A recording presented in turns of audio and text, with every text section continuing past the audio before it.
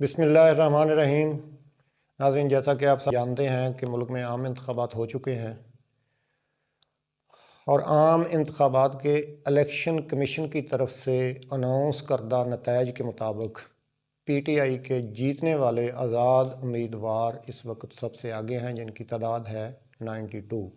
दूसरे नंबर पे नून लीग है, जिनके जीतने वाले उम्मीदवारों की तादाद है 73 और पाकिस्तान पीपल्स पार्टी के 54 और MQM के 17 और बाकी छोटी जमातों के किसी के 2, किसी के 1, किसी के 3।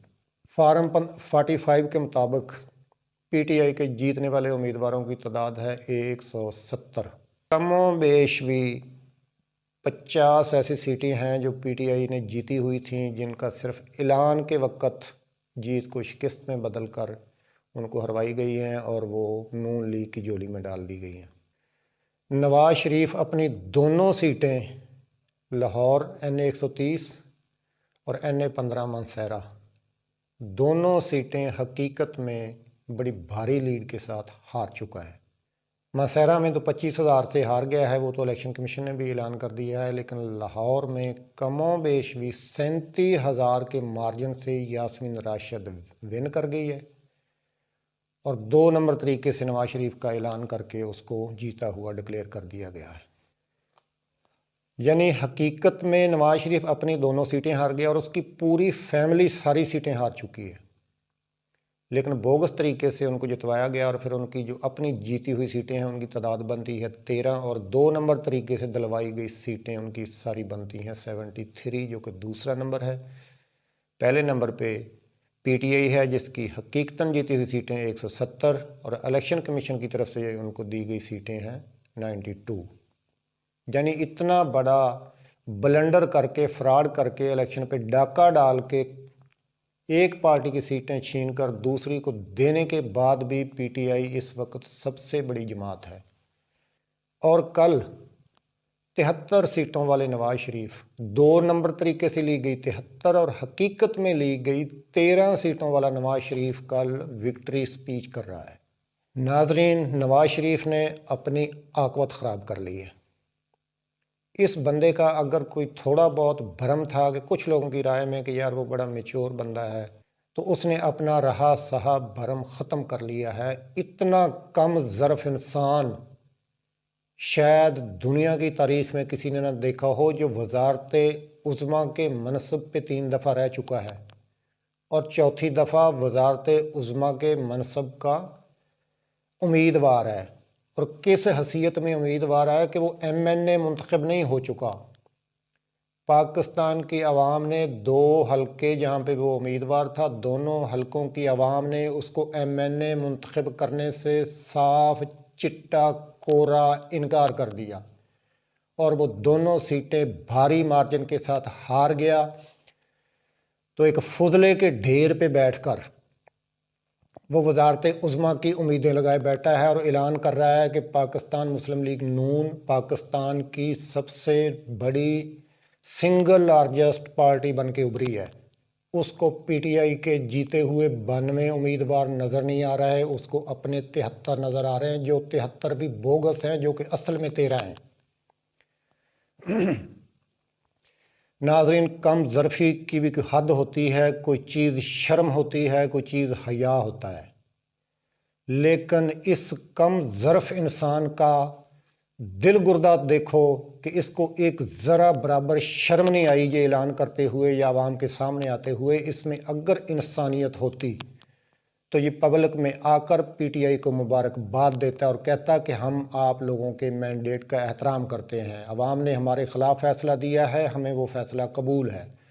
तो इसके शायद कुछ दाग धुल जाते, कुछ लोगों की राय इसके बारे में बदल जाती। लोग कहते कि यार वाकई पुराना सियासतदान है और इसने बड़ा मुदब्बराना फ़ैसला किया है।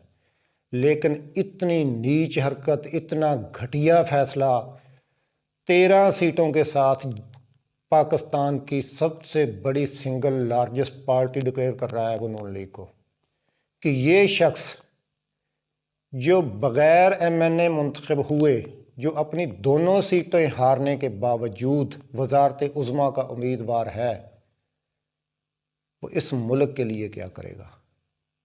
वो मुल्क की आवाम या आज के नौजवान के लिए क्या मैसेज दे रहा है कि हर चीज़ गस्ब करके धोखे से फ्रॉडुलेंट तरीके के साथ छीनी जाती है, कि कोई भी काम करो तो उसमें जद्दोजहद, मेहनत, हक और सच की कोई औकात नहीं है। सिर्फ फ्रॉड, जिसकी लाठी उसकी भैंस, जिसके पास ताकत है वो कुछ भी कर सकता है, कि आज के नौजवान को ये सबक दे रहा है।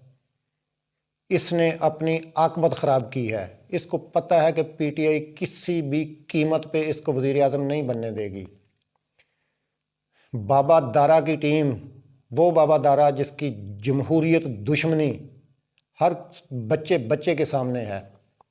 बाबा दारा कौन है? अगर इसके बारे में जानना चाहते हैं तो हम पहले इस पर एक वीडियो कर चुके हैं, डिस्क्रिप्शन में हम उसका लिंक दे देंगे, आप जाके चेक कर सकते हैं कि इस मुल्क की जमहूरियत का सबसे बड़ा दुश्मन बाबा दारा है।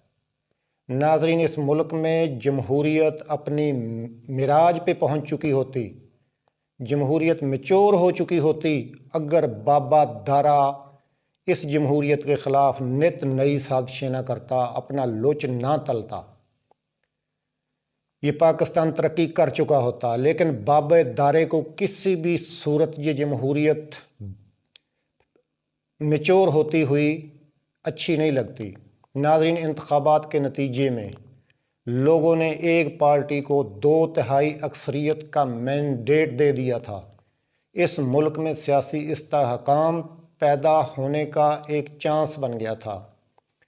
नाज़रीन, अगर आला ज़रफ़ी का मुज़ाहरा करते हुए हारने वाली जमातें ये ऐलान करती कि हम इस चीज़ का अवाम के इस मैंडेट का एहतराम करते हैं, जिस पार्टी को उन्होंने मैंडेट दिया है वो हुकूमत बनाए और हम अपोजिशन में बैठेंगे, इस मुल्क में सियासी इस्तेहकाम आ सकता था। लेकिन हो सकता है वो पार्टियां अपने तौर पे वो फ़ैसला यही करती जो मैं कह रहा हूँ, लेकिन बाबे दारे ने उन पार्टियों को मजबूर किया कि आप लोग आपस में मिलकर कुछ मैंडेट हम इनका छीन कर आपकी झोली में डालते हैं और आप लोग हुकूमत बनाओ, क्योंकि हमने इस मुल्क में जमहूरियत को कामयाब नहीं होने देना है, आवाम को ज़हनी सुकून नहीं लेने देना है, इस मुल्क का बेड़ा गर्क करने से हमने बाज नहीं आना है।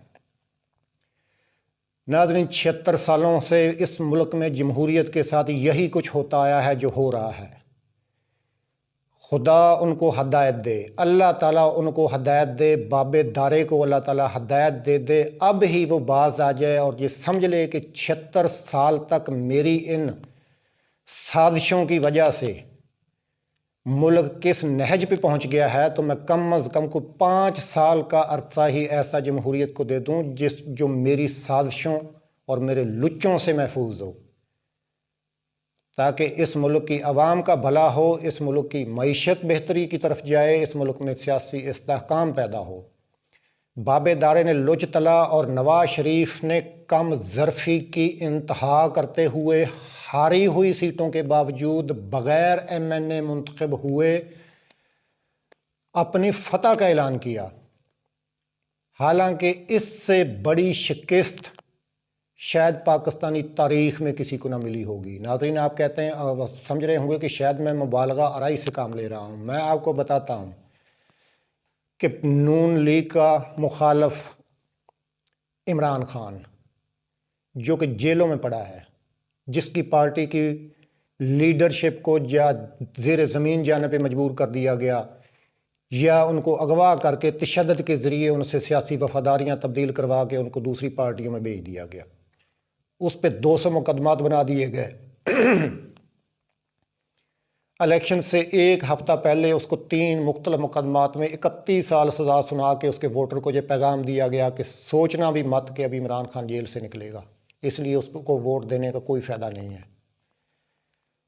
उसके उम्मीदवारों से कागजात नामजदगी छीने गए, उनके तजवीज़ कनिंदा तायद कनिंदा को अगवा किया गया। ऐसे ऐसे ब्लंडर हुए जो पाकिस्तान की आवाम ने कभी नहीं देखे थे, जो आज से हो सकता 300-400 साल पहले भी किसी डिक्टेटरशिप के दौर में भी दुनिया में ऐसे ऐसे कारनामे नहीं हुए जो इन गुनाहगार आंखों ने इस दफ़ा देखे। ऐसे ऐसे मनाजर, लोगों की जो उम्मीदवार खड़े हुए उनको पकड़ कर अगवा करके तशद्दुद करके इलेक्शन से दस्तबरदार करवाया गया, उम्मीदवारों के घरों पे रेड करवाए गए, चादर चारदीवारी का तकद्दस पमाल किया गया, ख़वातीन के साथ जुल्म और जबर किया गया। हर तरह से उसका इलेक्शन सिंबल उस पार्टी से छीनकर उसको इस तरह कर दिया गया जिस तरह के जिस्म से रूह खींच ली जाती है। उसके हाथ और पांव बांध कर उसको मैदान में छोड़ा गया और नवाज शरीफ के पास फुल अपनी कैंपेन करने के लिए उसको एक वज़ीर आज़म का प्रोटोकॉल दिया गया। इसके बावजूद इमरान खान का 92 सीटें, हालांकि वो 92 सीटें नहीं, वो असल में 180 सीटें हैं, 92 सीटें ले जाना नवाज शरीफ के मुंह पे इतना बड़ा तमांचा है कि अगर इस शख्स में ज़र्फ़ नाम की कोई चीज़ होती ये तो घर से बाहर ना निकलता। कितना बेज़मीर इंसान है जो ये जानते हुए कि मैं हार चुका हूँ, मेरी पार्टी हार चुकी है, मैं खुद अपनी दोनों सीटें हार चुका हूँ और मैं जाकर अपनी फतह का ऐलान किस मुंह से करूँगा। नाज़रीन, ये दिन भी हमने देखने थे, लेकिन हौसला नहीं छोड़ना। अल्लाह के हुक्म से हर चीज़ नंगी हो रही है, पूरा निज़ाम बरहना हो चुका है और अवाम ने साबित कर दिया है कि वो एक काज के साथ खड़े हैं, एक नज़रिए के साथ खड़े हैं। वो दिन दूर नहीं जब इस तरह के कम ज़र्फ़ लोग अपने अंजाम को पहुँचेंगे और इस मुल्क में जमहूरियत तरक्की करेगी। और बाबे दारे के लिए हम दुआ ही कर सकते हैं कि अल्लाह ताला बाबे दारे को हदायत दे दे। इस मुल्क में जमहूरियत का भला होना चाहिए, जमहूरियत को पंपना चाहिए, मुल्क में सियासी इस्तेहकाम आना चाहिए। इसी में मुल्क की फलाह है, इसी में मुल्क की बका है। आज के लिए इतना ही। अल्लाह हाफ़िज़।